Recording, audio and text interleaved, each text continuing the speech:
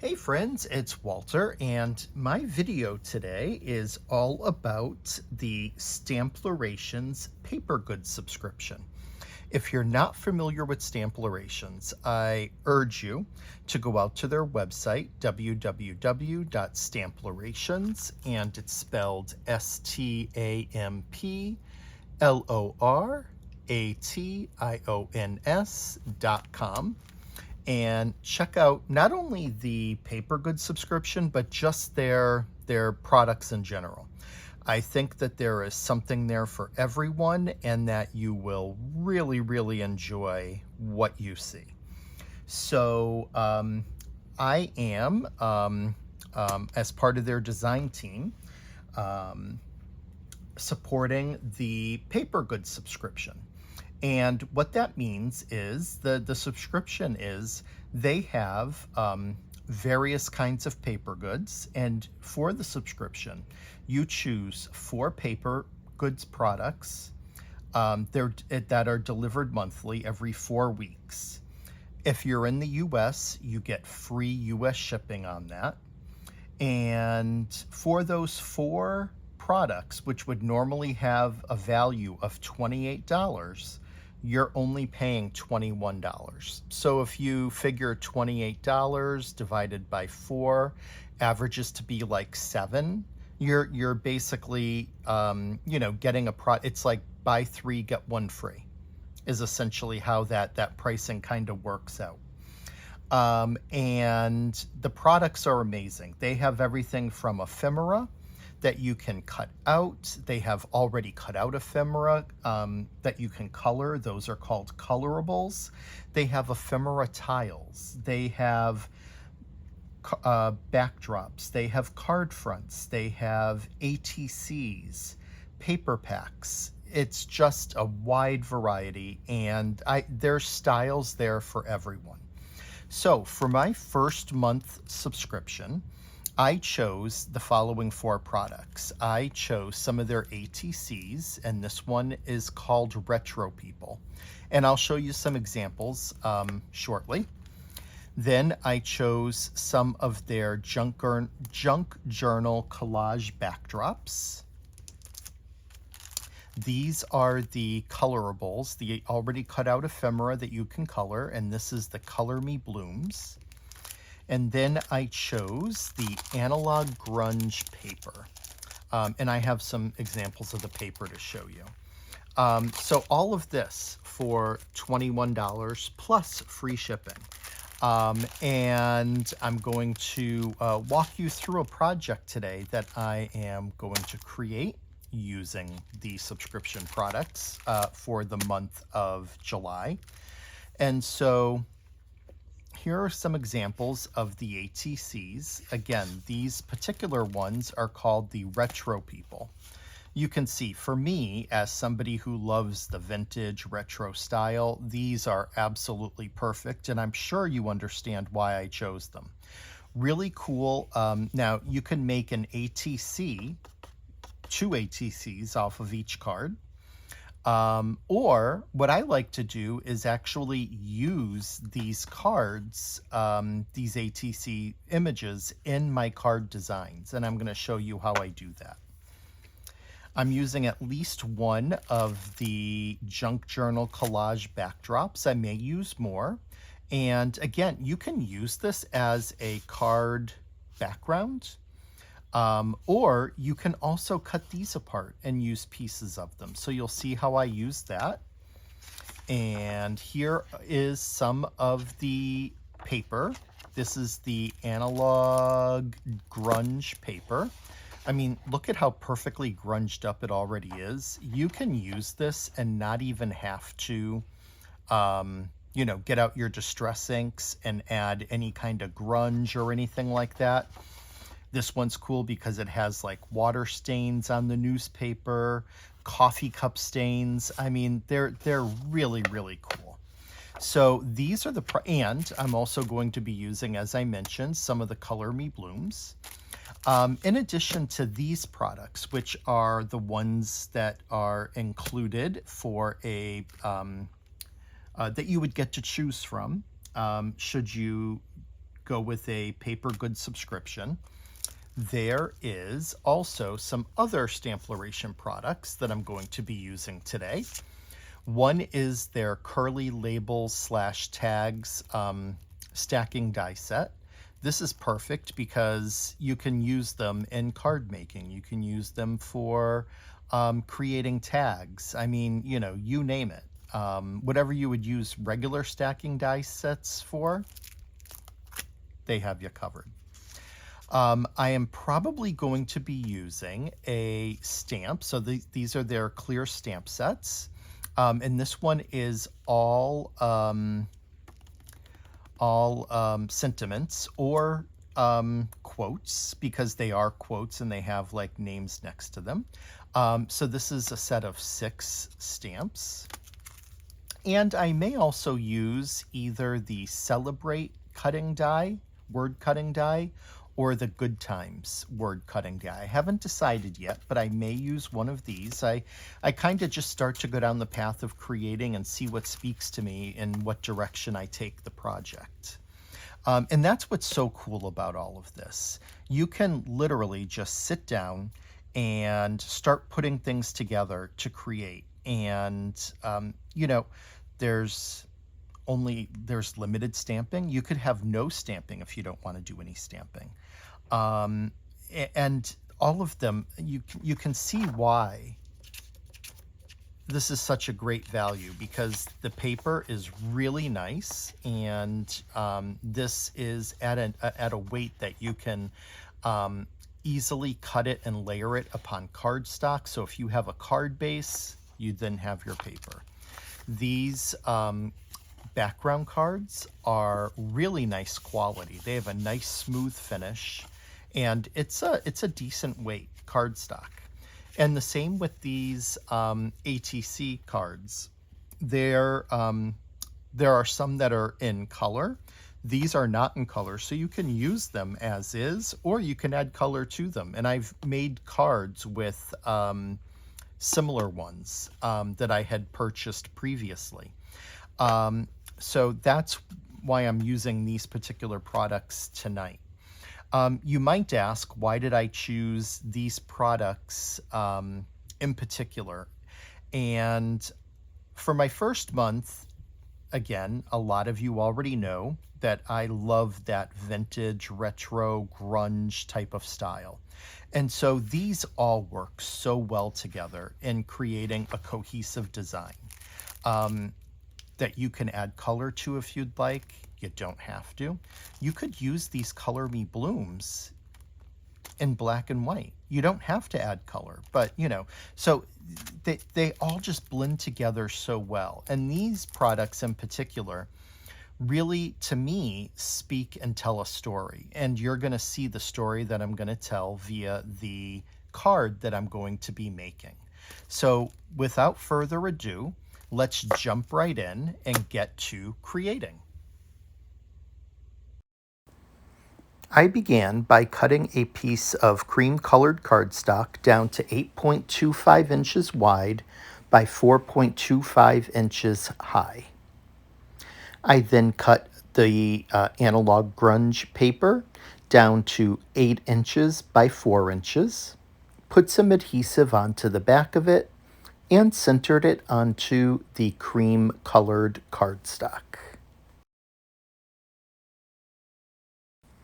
Note that you could use craft glue rather than the double-sided tape, but since this is paper and not cardstock, I find that it is easier to use the double-sided tape. With that done, I grabbed my trusty tea dye distress ink and a brown blending brush and blended some grunge around the outside border of the combined card base. And then used my scoreboard to score at 1 inch from the left, 2 inches, 3 inches, and 4 inches. I then grabbed my bone folder to burnish each of those fold lines, and you're basically creating steps that lead up to the larger part of the card base.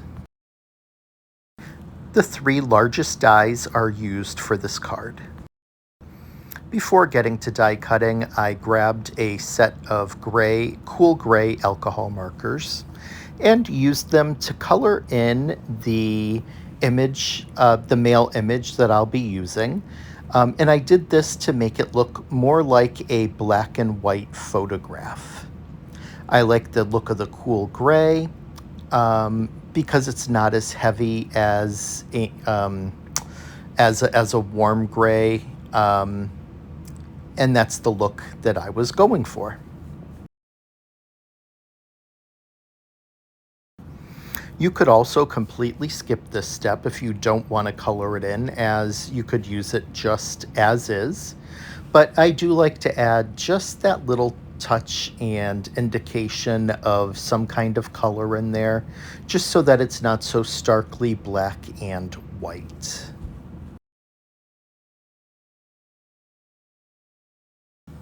You could also choose to use color and colored markers and make it look like it is a color photo. I then reached for my antique linen distress ink and my brown brush and just added a little bit of grunge over the picture. You can also skip this step if you don't like it. I then die cut a tag using the smallest of the dies, and then die cut out the picture also using that small die. I put tea dye distress ink around the edges of the cutout tag, and then grabbed a metallic gold gel pen to add a nice little bit of a gold border around the outside of the tag. Some double-sided tape added to the back of the picture, and I aligned it onto the tag and stuck it into place. I grabbed a junk journal collage card front and trimmed off the floral banner at the bottom. Grabbed the second of the largest dies and cut out the shape from that collage card panel. Then grabbed the largest die and cut a cream colored tag. Once again, reached for my tea dye to add some grunge around the edges, and grabbed my gold metallic gel pen and ran it around to add that nice gold line going around the outside of the tag.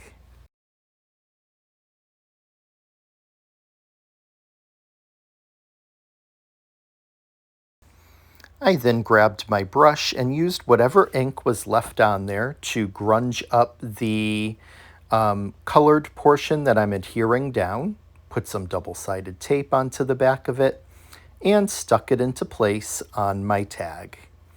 I knew which image I wanted to use, and it was the one of the woman on the telephone. I thought that she would go well with the gentleman on the telephone and help tell the story of this couple. The story is that they're talking to each other on the phone, and they're separated between the small tag that will be at the beginning and the large tag that's at the end. And so I went ahead and wanted to also add some coloring to make this particular picture look black and white. So I grabbed those cool gray alcohol markers and colored this one as well. But this time, instead of using a die to cut out a part of the picture, I only wanted to have the image of the woman.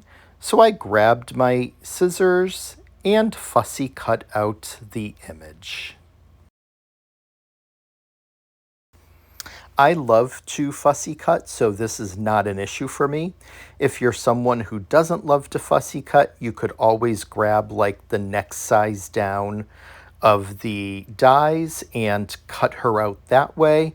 But I think it looks much better to have her fussy cut out and then put onto the card, which is kind of like a juxtaposition to the guy on the first one that we did, who the whole card was used.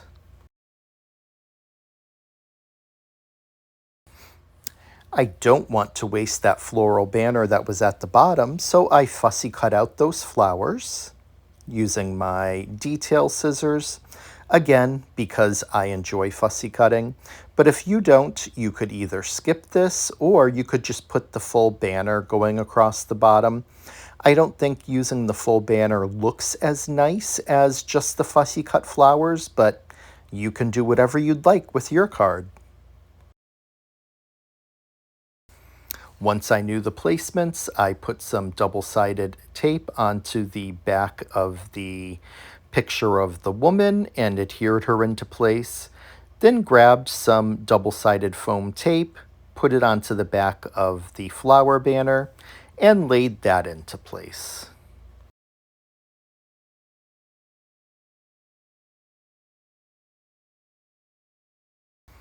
I then grabbed the middle sized of the 3 dies and cut out a tag from the cream colored cardstock I was using, and then grabbed the smaller of the tags and used the Analog Grunge Paper to cut out a panel to go on it. Added on some grunge to both elements and adhered them together with double-sided tape.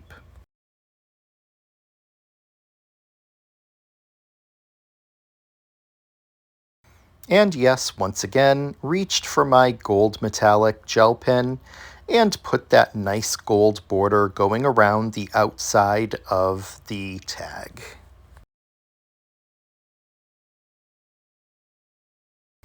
I went through the Color Me Blooms Colorables and selected the flower ephemera that I thought would look the nicest on this project and on the tag, which happened to be the Sakura branch.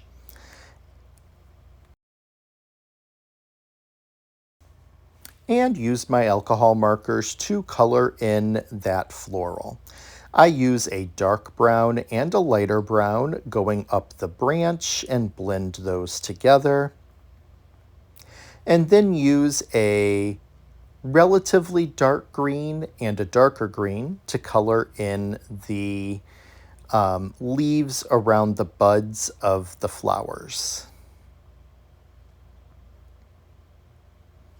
One way that you can always add a little bit of a special touch is once you're done with the coloring of the green is to grab a light yellow alcohol marker and go over the entire leaf. And this kind of glazes it and just adds little touches of yellow where the lightest parts of the green exist. And I used 3 shades of pink for the actual flower petals. And I start with my darkest one in the center and kind of on the outsides of the petals. Once done adding in that dark detail coming up from the center of each flower, I come in with my next lightest color of pink to kind of blend it together. And then I come in with my third shade to add the final touch and blend everything together. Overall, I'm really happy with how the flowers turned out. I think they look great.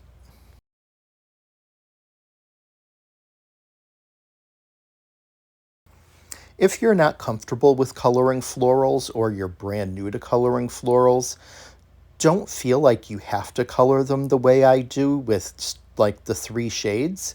You can simply go with 1 shade if that's what you're comfortable with and just color it that way.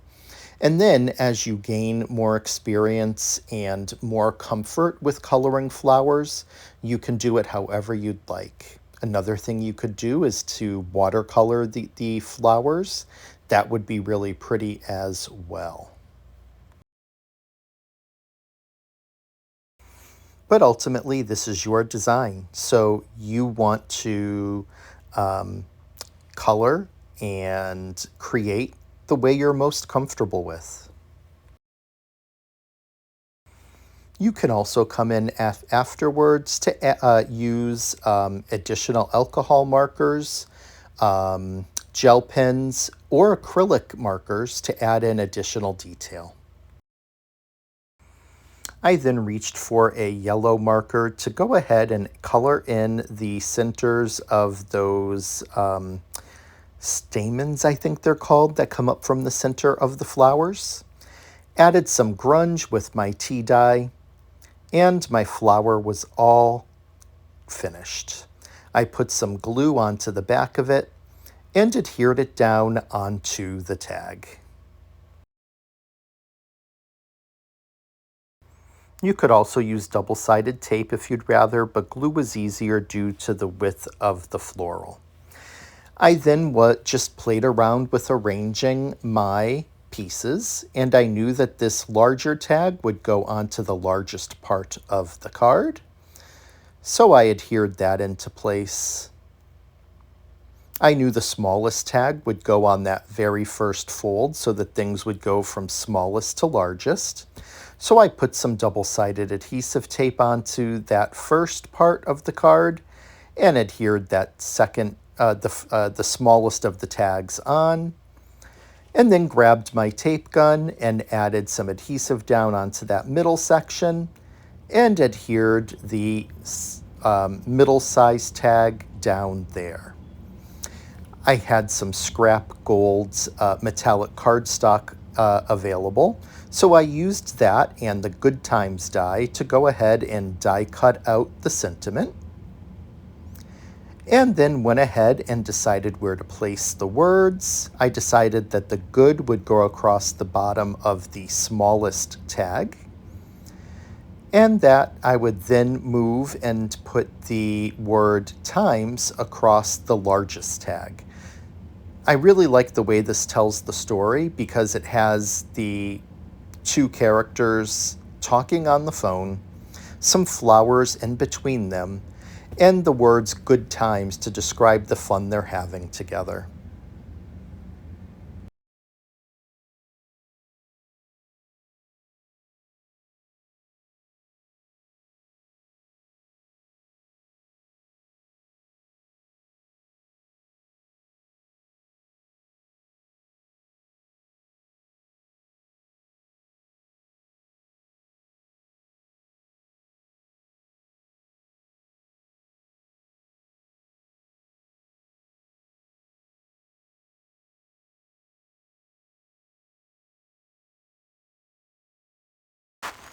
With the sentiment in place, I cut out one more large cream-colored tag and applied it to the back of the card to have a nice clean spot to write a message to the recipient.